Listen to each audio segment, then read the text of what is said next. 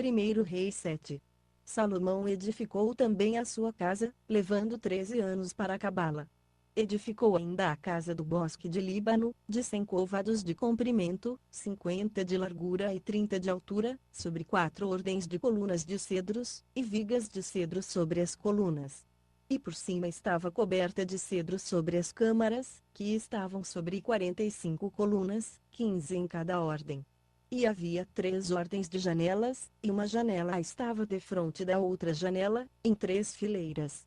Todas as portas e esquadrias eram quadradas, e uma janela estava defronte da outra, em 3 fileiras. Depois fez um pórtico de colunas, de 50 côvados de comprimento e 30 de largura, e defronte dele outro pórtico, com suas respectivas colunas e degraus.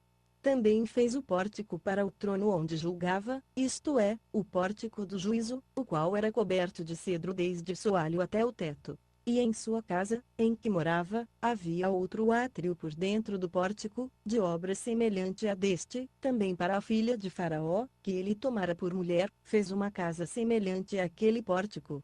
Todas estas casas eram de pedras de grande preço, cortadas sob medida, tendo as suas faces por dentro e por fora serradas à serra, e isto desde o fundamento até as beiras do teto, e por fora até o grande átrio.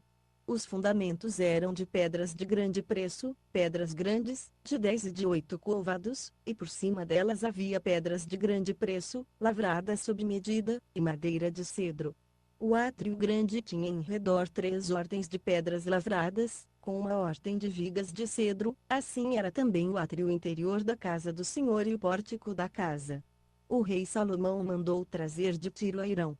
Era ele filho de uma viúva, da tribo de Naftali, e fora seu pai um homem de Tiro, que trabalhava em bronze. Ele era cheio de sabedoria, de entendimento e de ciência para fazer toda sorte de obras de bronze.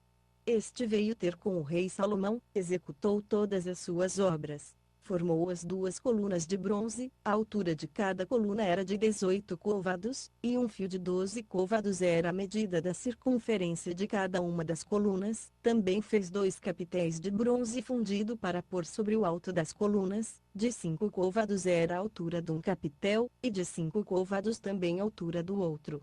Havia redes de malha, e grinaldas entrelaçadas, para os capitéis que estavam sobre o alto das colunas, 7 para um capitel e 7 para o outro.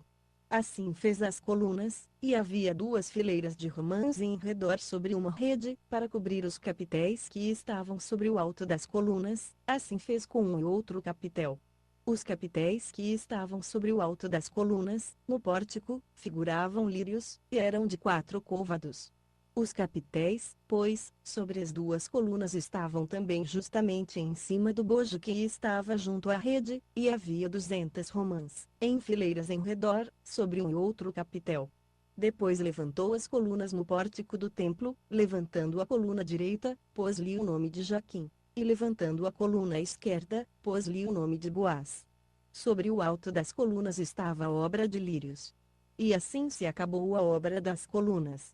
Fez também um mar de fundição, era redondo e media 10 côvados de uma borda à outra, 5 côvados de altura e 30 de circunferência.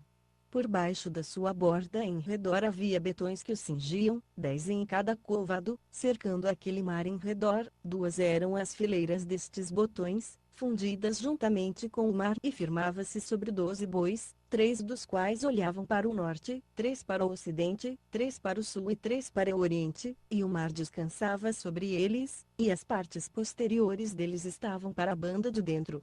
A sua grossura era de 3 polegadas, e a borda era como a de um copo, como flor de lírio. Ele levava 2.000 batos. Fez também as 10 bases de bronze, cada uma tinha 4 côvados de comprimento, 4 de largura e 3 de altura. E a estrutura das bases era esta: tinham elas almofadas, as quais estavam entre as junturas, e sobre as almofadas que estavam entre as junturas havia leões, bois, e querubins, bem como os havia sobre as junturas em cima, e debaixo dos leões e dos bois havia grinaldas pendentes. Cada base tinha 4 rodas de bronze, e eixos de bronze, e os seus 4 cantos tinham uns suportes. Debaixo da pia estavam estes suportes de fundição, tendo eles grinaldas de cada lado. A sua boca, dentro da coroa, e em cima, era de um côvado, e era redonda segundo a obra de um pedestal, de côvado e meio, e também sobre a sua boca havia entalhes, e as suas almofadas eram quadradas, não redondas. As 4 rodas estavam debaixo das almofadas, e os seus eixos estavam na base, e era a altura de cada roda de côvado e meio. O feitio das rodas era como de uma roda de carro, seus eixos, suas cambas, seus raios e seus cubos, todos eram fundidos. Havia 4 suportes aos 4 cantos de cada base, os quais faziam parte da própria base.